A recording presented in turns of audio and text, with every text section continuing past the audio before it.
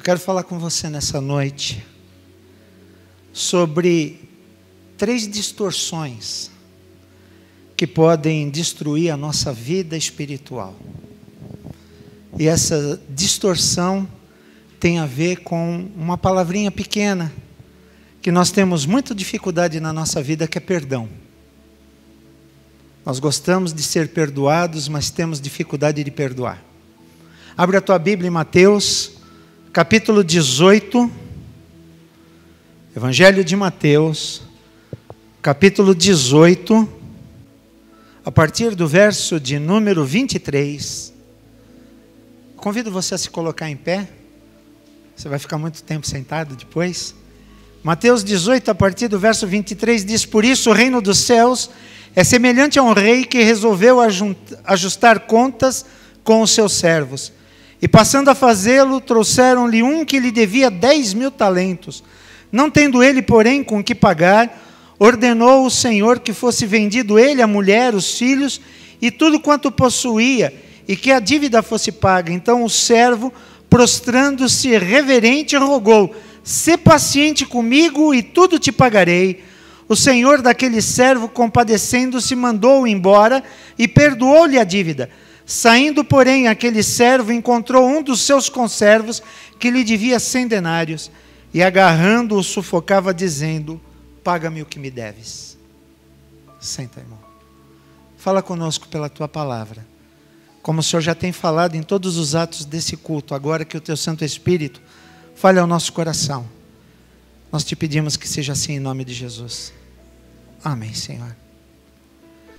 Meu querido e minha querida, há certas coisas que você pode ter certeza que vão acontecer. Jabuticaba em setembro.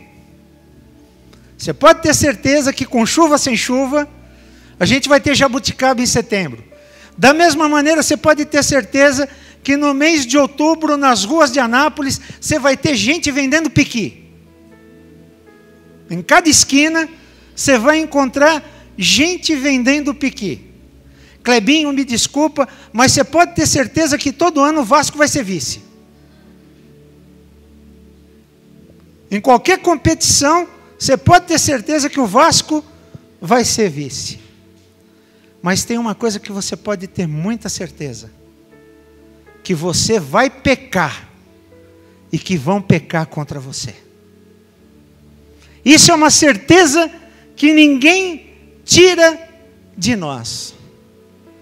Lendo um dia desses um livro muito gostoso que falava sobre perdão e arrependimento, quando ele dizia sobre o fato da gente pecar, o autor do livro dizia: é bem assim que é. Jeitão bem caboclo. É bem assim que é. Meu irmão, você quer ver uma coisa? Pegue um bando de pecadores, junte todos eles numa igreja, nomeie alguém para liderá-los, e tão certo quanto os impostos que a gente tem que pagar, e tão certo quanto a morte, o pecado vai acontecer no meio desse povo. Está aí, meu amado, está aí, minha amada. Se você quer ser frutífero, você deve aprender a arte bíblica do perdão. Ser incapaz de perdoar, isso vai alejar a tua alma e vai alejar a tua caminhada cristã. Pessoas que têm dificuldade de perdoar, têm dificuldade de caminhar na vida cristã e têm distorções muito sérias no seu caráter de fé. O perdão é um aspecto crucial na vida do cristão. E Satanás, com a sua natureza pecaminosa, ele conspira com a nossa carne para que nós possamos ser afastados da arte de perdoar. Que a gente fique nutrindo dentro de nós mágoa, que nós fiquemos nutrindo dentro de nós tristezas. E isso eu quero dizer para você que vai provocar na tua vida, na minha vida, 3 distorções sérias que vão nos arrastar para um pântano de amargura e que vai arrasar com a nossa vida. A primeira distorção que nós encontramos em relação à arte de pecar e à arte de não saber perdoar é o fato de dizer: eu não sou pecador, eu sou uma vítima. Essa é a primeira distorção. Mateus 18, verso 28 diz que, saindo, porém, aquele servo, encontrou um dos seus conservos que lhe devia 100 denários, e agarrando, sufocava, dizendo: paga-me o que me deve. Meu irmão, minha irmã, o texto nos diz que aquele homem tinha uma dívida imensa, 10.000 talentos.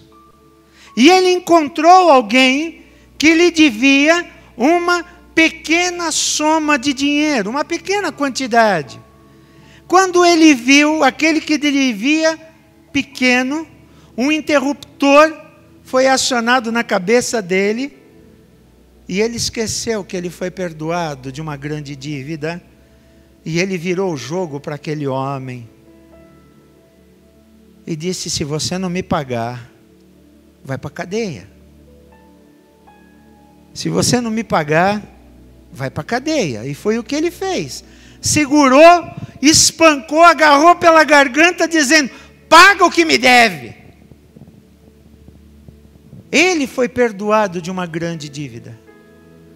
Meu irmão, minha irmã, todo o escrito de dívida que era contra nós foi cancelado na cruz do Calvário pelo sangue de Cristo, que foi derramado a favor de cada um de nós. O escrito de dívida que era contra nós foi cancelado na cruz. E a palavra cancelar aqui não é que foi apagado, cancelar foi pago. O escrito de dívida deixou de existir, porque ele foi pago. E nós conseguimos carregar mágoa contra o nosso irmão. Falando ainda há pouco na escola dominical, a respeito do tema enganoso é o coração, eu disse que nós somos capazes de passar com um trator nas costas de uma pessoa e de nem sabermos que nós a ofendemos. Mas ai daquele que passar com um carrinho de feira na nossa unha encravada. Perceberam? Nós somos capazes de esmagar pessoas com a nossa fala, nós somos capazes de esmagar pessoas com a nossa atitude, mas nós não percebemos o que nós fazemos. Mas ai daqueles que fizerem alguma coisa para nós. Nós ficamos remoendo. Eu queria que você desse a você mesmo uma chance de começar a tua vida espiritual nessa noite, tirando fora essa distorção. A distorção de achar que você é vítima. Paulo diz: miserável homem que sou, o bem que eu quero, esse eu não faço. O mal que eu não quero, esse está sempre diante de mim. Você já percebeu, meu irmão, minha irmã, que quando nós pensamos nas nossas histórias, nós estamos sempre de pé no centro do palco. E a gente olha para nós e diz: mas eu não cometi pecado. Eu fui levado a fazer. A gente sempre tem uma desculpa. Eu fiz por causa dos outros. Eu fui forçado a fazer. A culpa é sempre do outro. Nós somos boas pessoas. Nós somos boas pessoas. E a Bíblia diz: não há um justo sequer. Lembrar um pouquinho do curso de evangelismo explosivo que eu fiz logo que eu cheguei em Anápolis em 2008. Eu, Jefferson, pastor Silas, nós fizemos um curso lá na primeira igreja de evangelismo explosivo. E numa das aulas dizia o seguinte: todo mundo se acha bom. Pensa comigo, uma conta rapidinha. Imagina que você é tão bom, a ponto de você cometer só 3 pecados por dia. Só 3. Não mais do que 3. No final do mês, você cometeu quantos? 90. No final de um ano, você cometeu 980. Vamos arredondar para 1000. Anselmo, quantos anos você tem? 49. Tá diminuindo. Vai fazer 50 daqui 2 semanas, mas tudo bem. 50 anos, 1000 pecados por ano. Você vai chegar diante do Senhor e dizer para Ele na glória: Senhor, eu sou bom, eu só cometi 1000 pecados por ano e eu tenho 50 anos. Então eu tenho 50.000 pecados. Ô pecador. Fiz uma conta por baixo. Essa é a primeira distorção que nós cometemos, de nós acharmos que nós somos vítimas. Mas mesmo que você tivesse cometido um único pecado a sua vida toda, você não seria suficiente para se livrar dele. Imagina a Joaninha fazendo um bolo gostoso, e ela quebra o primeiro ovo, põe, legal, o segundo, o terceiro, o quarto. Na hora que ela quebra o quinto ovo está estragado. E aí ela vai botar mais açúcar, mais fermento, para o bolo ficar gostoso. É assim? O que aconteceu com a massa? Perdeu tudo. Um único pecado é suficiente para estragar a nossa vida.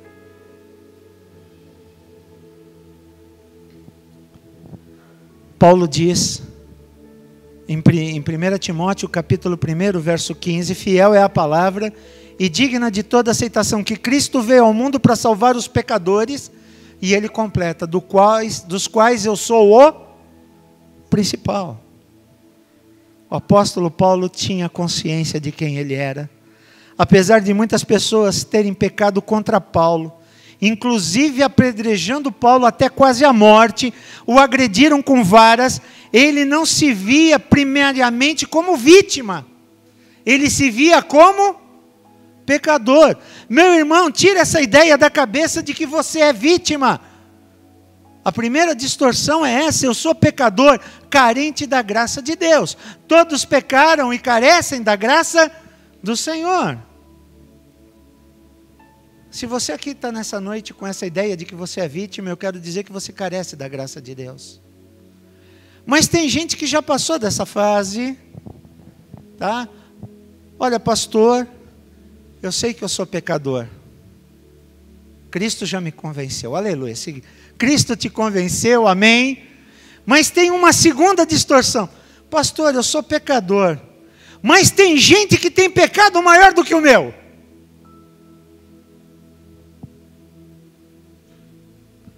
É a segunda distorção. Tem gente que tem pecado maior, são piores do que o meu. Ou seja, no coração da pessoa que tem ressentimento está um status que determina quem nós somos. Pastor, eu sou pecador, mas olha, pecaram contra mim. Eu estou cansado de sofrer injustiça. Olha, pastor, eu sei que eu sou errado, mas fulano fez isso, ciclano fez aquilo. Claro que eu pequei contra Deus, mas o senhor já viu quanto que fizeram de coisa errada comigo? O senhor já viu quanta gente já me deu calote? O senhor já viu quanto irmãozinho já me passou a rasteira na igreja, pastor? Você já viu quantas vezes eu fui abusado? A gente quer justificar o nosso pecado, dizendo que o pecado dos outros são maiores do que o nosso. Mas o pior é quando esse homem quer se auto-justificar e ele diz: claro, pastor, que eu sou pecador, mas eu posso dizer uma coisa, pastor, eu sou melhor do que o senhor. Já vi gente falar isso. Ou seja, a gente quer colocar a nossa superioridade moral acima das coisas para adquirir vantagens e para lustrar o nosso ego e avaliar o nosso coração e dizer: coração, fica tranquilo, tem gente pior do que você. Você não é tão mal.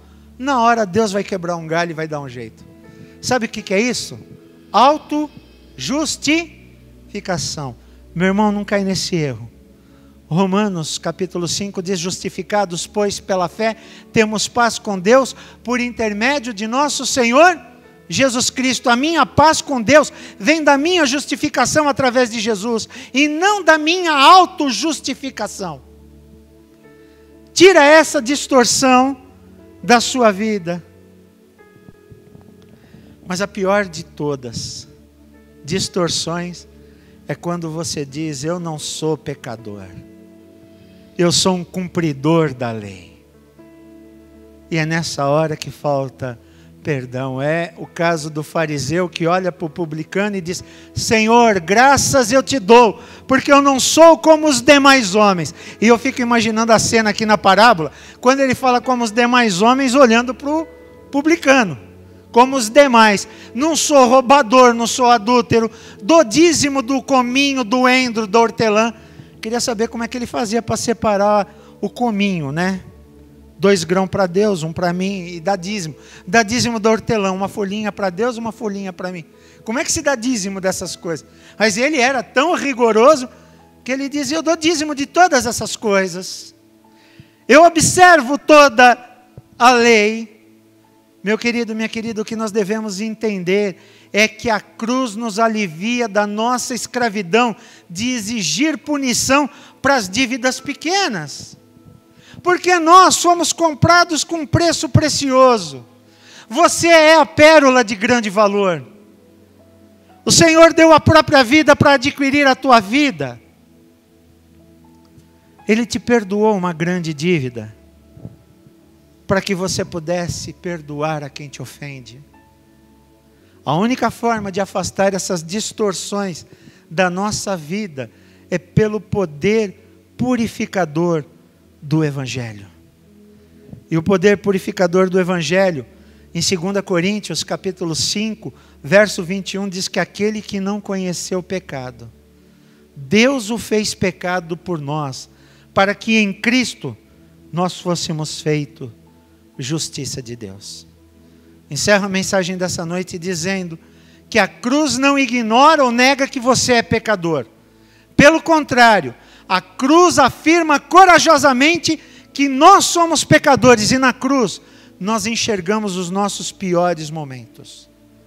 Mas na cruz eu vejo Deus dizendo em Jesus Cristo: a tua história não acaba aqui. Você tem um novo recomeço.